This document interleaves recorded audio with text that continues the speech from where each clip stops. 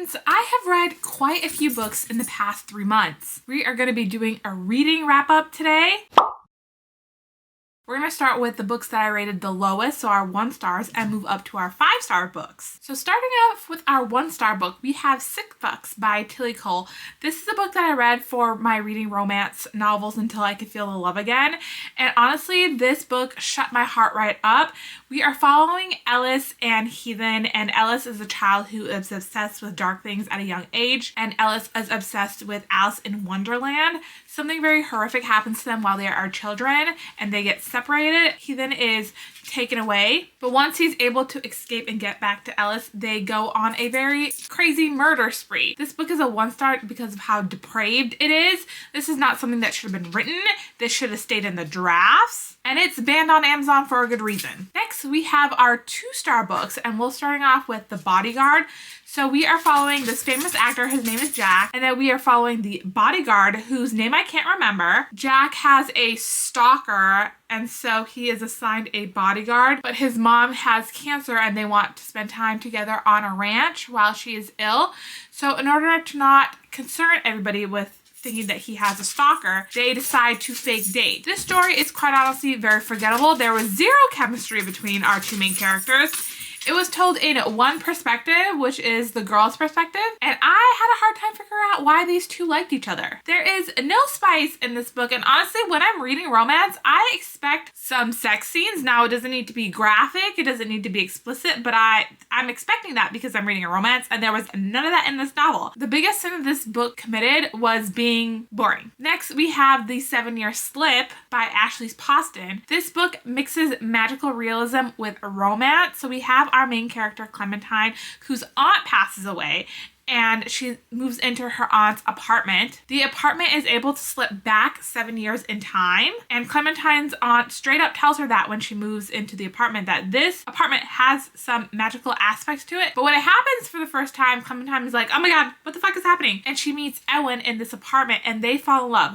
My issue with this novel is that they fall in love within the course of 2 days. So 1 weekend is all Clementine needs to be falling over herself over Ewan. She can't necessarily control when the apartment goes back and forward in time. When Clementine and Ewan meet in present day, he is for some reason going by the name James, and he becomes kind of an asshole. To be honest, Clementine is giving loser energy. This book is another one where it's being told in one perspective, so it's being told only in Clementine's perspective. She spends most of the novel being like, oh my god, he's so different in the present day. Why can't he be like his 7-year-old self? And honestly, if a person hasn't grown or changed in 7 years, I would be concerned for them. The 7-Year Slip is extremely popular on BookTube and extremely popular on Goodreads, and I am a girly that didn't get the hype. Moving on to our 3-star books. The first one I have here is All System Red, which is the first book in the Murderbot series. So we are following this group of researchers who are put on this planet to kind of research the planet before people actually populate it. And they're sent along with a Murderbot. So this is a robot that is there to protect them and assist them along the way with their research mission. Things go south in this research mission,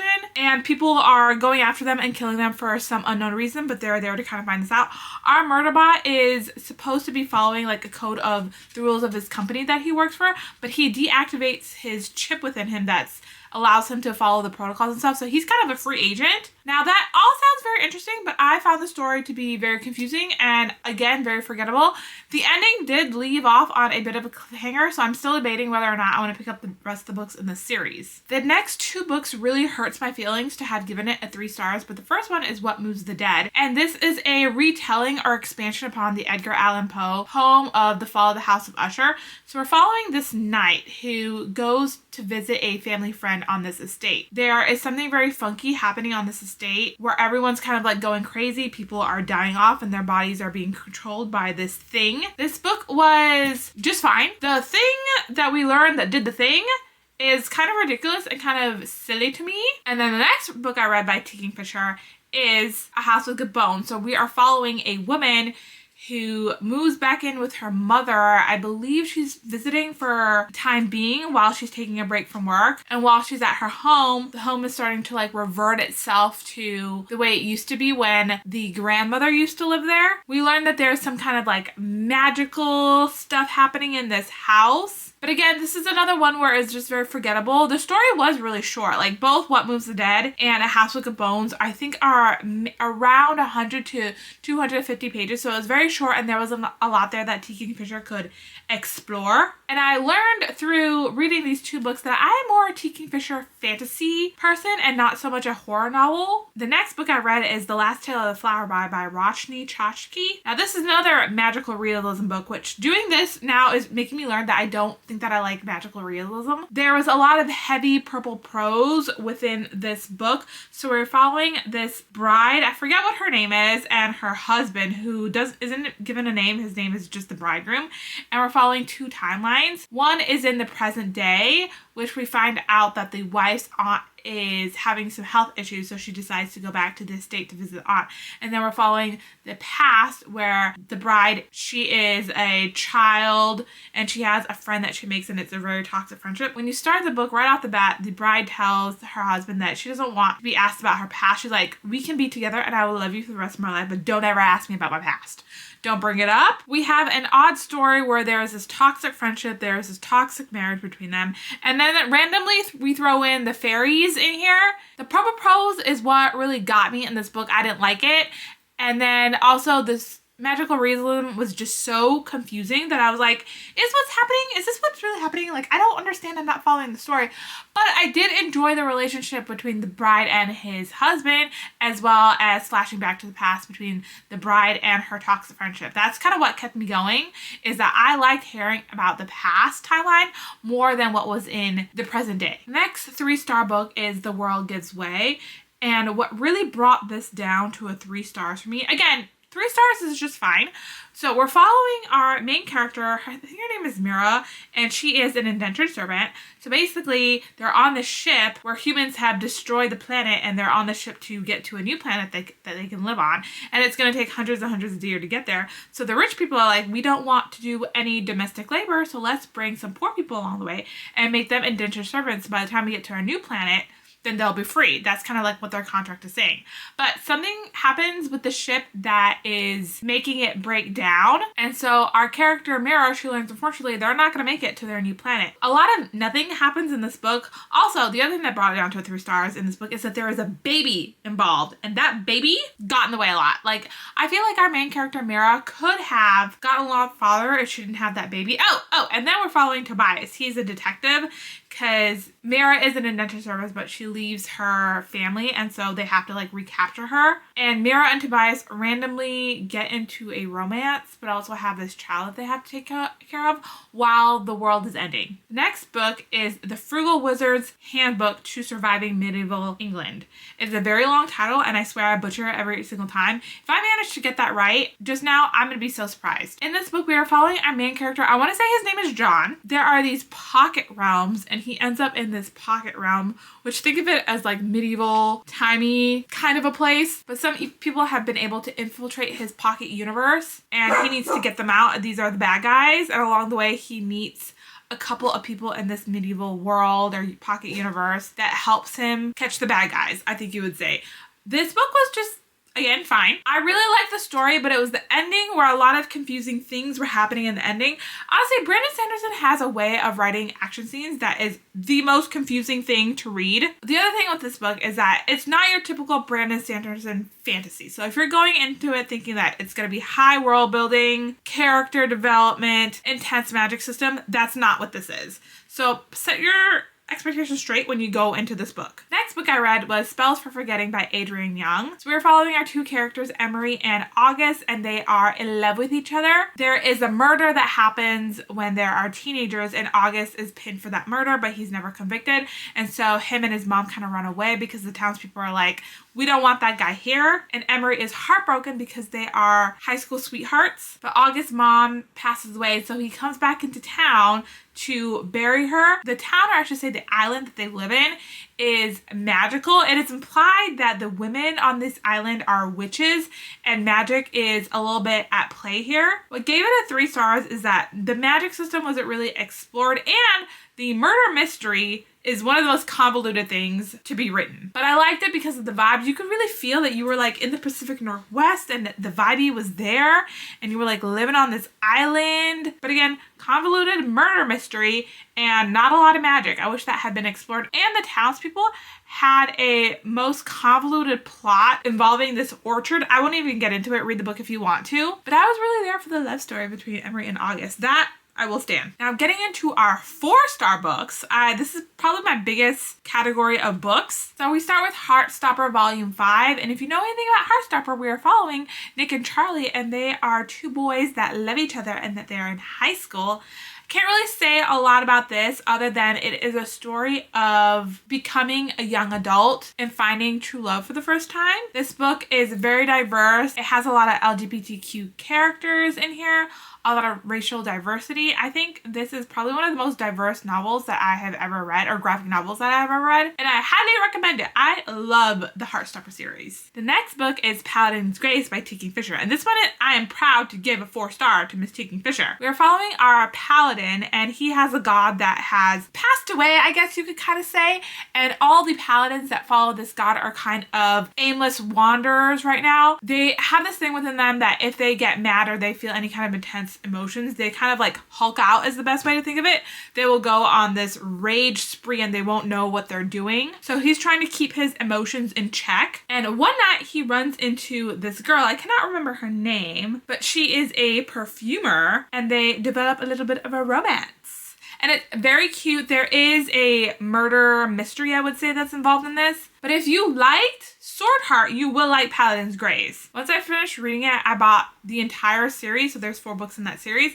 Still has yet to arrive, and I bought it quite a while ago, so let me just follow up with that seller to make sure I'm actually getting those books. The next book is Silver Under Nightfall, and all you need to know about this one is that it is queer polyamorous vampire story. I would kind of equate it to like kind of like an anime. I've heard people say that it's like Castlevania, but in book form. I've never seen Castlevania, so I can't really speak to that. But we're following our main character Remy, and something is happening to the vampires that's making them go a little bit crazy, so he's investigating it. But along the way, he meets 2 people who are husband and wives that he get into a polyamorous relationship with. The way that this world is built is very well developed. There is great character development, and the romance in here is also really good. Can't wait to read the second book. I think this is a duology, and I think the second book is already out there, so I should put that on my TBR to remind myself to read that at some point this year. The next book is The Sunlit Man by Mr. Brandon Sanderson, and this is another one of his secret projects. So we are following Nomad, who he's being chased by the Night Brigade. So he lands on this planet trying to run away, but once he gets on this planet, there is an evil dictator that is like mentally mind controlling a lot of people on this planet, and he meets some people that are really relying on him to free them from the dictator and to give them a better life. I will say this book is very confusing. You gotta kind of stick through it. The way that I approach a lot of Brandon Sanderson books that have a confusing magic system is that I just pretend it's not there. Like I just in my mind pretend, okay, sure, that makes sense, but I'm really there for the character development and for the story. The next book is Iron Widow, and this is a YA novel. We are following our main character Zetian. It's set in kind of this Asian-inspired world where the men are fighting a war. The men drive these, I would think of it like Transformer-like mechanism where you sit as a pilot,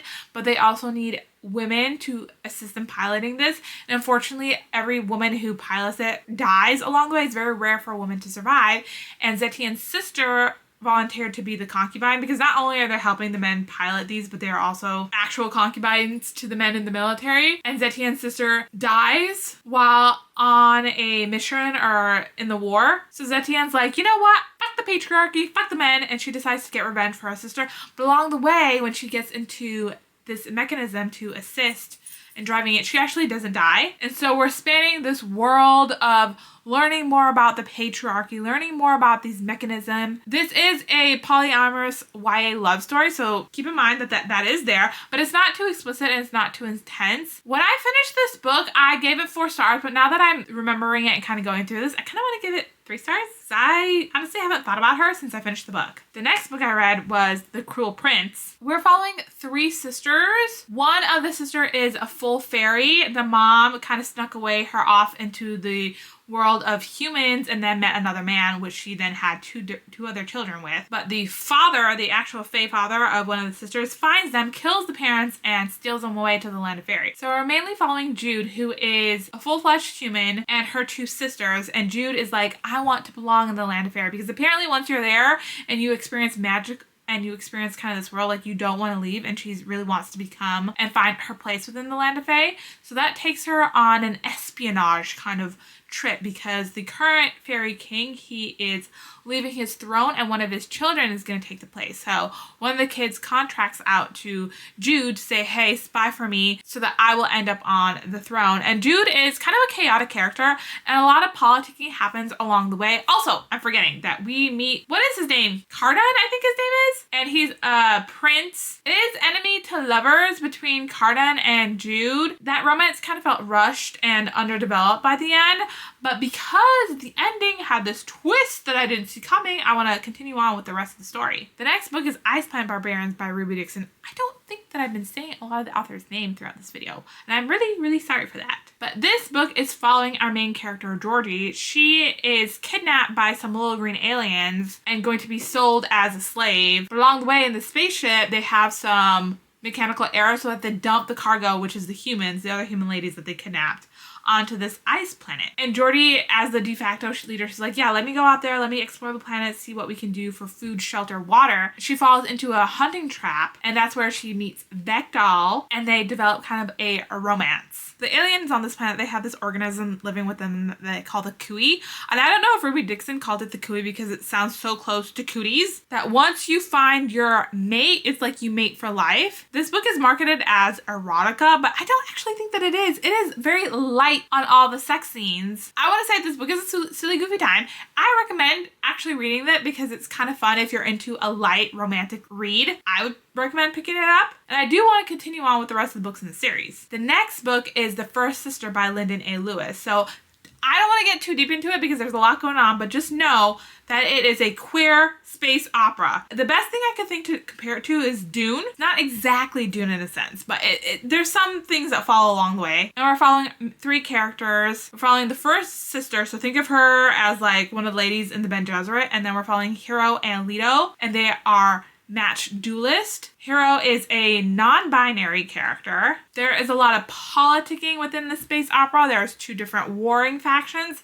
It's a lot going on. If you want to read it, I do recommend you read it, but just know that you might have to break your brain to understand it. The next book is Thornhedge by T. Kingfisher. This is a short story book where we're following Toadling, who is a child that was kidnapped by the fairies and forced to like live in the land of the fae. She's able to transform into a toad to a human with her time that she spent with the fairies, but she's really tasked with protecting this thing that is up in this tower keep. She's been doing it for like years. I want to say she's been doing it for like 100 years or so. But a knight comes across this keep. He's curious as to what Toadling is protecting. What's funny about this novel is that both Toadling and the knight recognize that they are unattractive people, and they're like, even if we solve the problem of what's up in that keep, we know that we're ugly and nothing's gonna change for us, but let's try to do it anyway. It is a 4-star book because the ending was kind of anticlimactic. I was expecting more, but I do love T. Kingfisher's way of telling a fantasy story. The next book I read was Flawless by Elsie Silver, and this is a cowboy romance story. So we're following Rhett.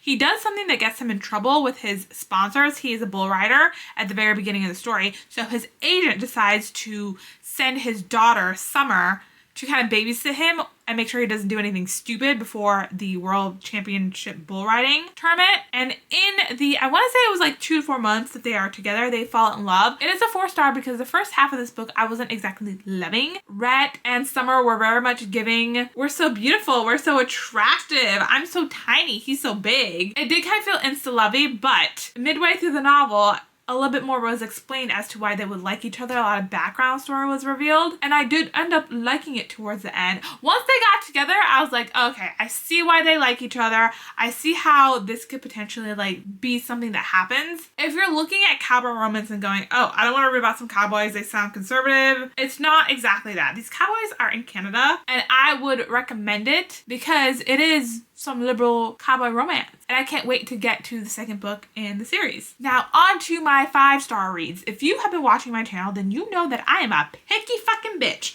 when it comes to giving out 5-star books. The first 5-star book is Project Hail Mary by Andy Weir. And we are following this astronaut who wakes up on his spaceship and having no idea who he is, doesn't know his name, and he has to kind of figure out why he's there along the way. And I can't say too much about this book because I feel like this is one of those books that you have to go into knowing very little. But I will say a character pops up in this book that I would absolutely die for. There are so many twists and turns in this book, and I just love it so much. The next book was a reread for me, and that is Fangirl by Rainbow Rowell. So we're following Kath and Ren. They are twin sisters. They're going off to college. Kath is very like demure. She doesn't want anything to change. She's not looking at college as like an adventure and experimenting and learning new things, whereas Ren is very much like, yes, college, time for me to like put myself out there, be my own person. And it's really a coming of age story for Kath. She does write fan fiction, and that plays a huge part in this novel. But it like I said, it's a coming of age. She has a boyfriend that she ends up falling in love with. I think anyone could pick up this book and find it highly relatable to what you're currently going through right now, if you're in high school or in college, or if you're looking back on that experience and like relating to it. The next book is You Again, and this is a 5-star romance read. I'm even pickier about giving out 5 stars to romance books. So we're following Ari and Josh, and Ari is kind of a messy character. She's all about the casual sex, and Josh is very much like a committed long-term relationship kind of guy. And these two people accidentally meet over the course of 8 years, and during that time they strike up a friendship that turns into a romance. And I have to say, I love this book. Both of our characters struggle along the way, and they feel like real people. So by the time that they actually get together, I'm like, yes, I love it. When they kiss for the first time, amazing. When they have sex for the first time, one of the best sex scenes I've ever read. If you want to read a book about two people that genuinely fall in love for each other and they feel like real people and their romance makes sense, I recommend this book. And then the next book is Good Girls Don't Die by Christina Henry. And this book is following 3 stories of these 3 girls where they're put into these situations that don't seem real. This is a thriller. So I kind of think of the first story as Don't Worry Darling crossed with the Stepford Wives.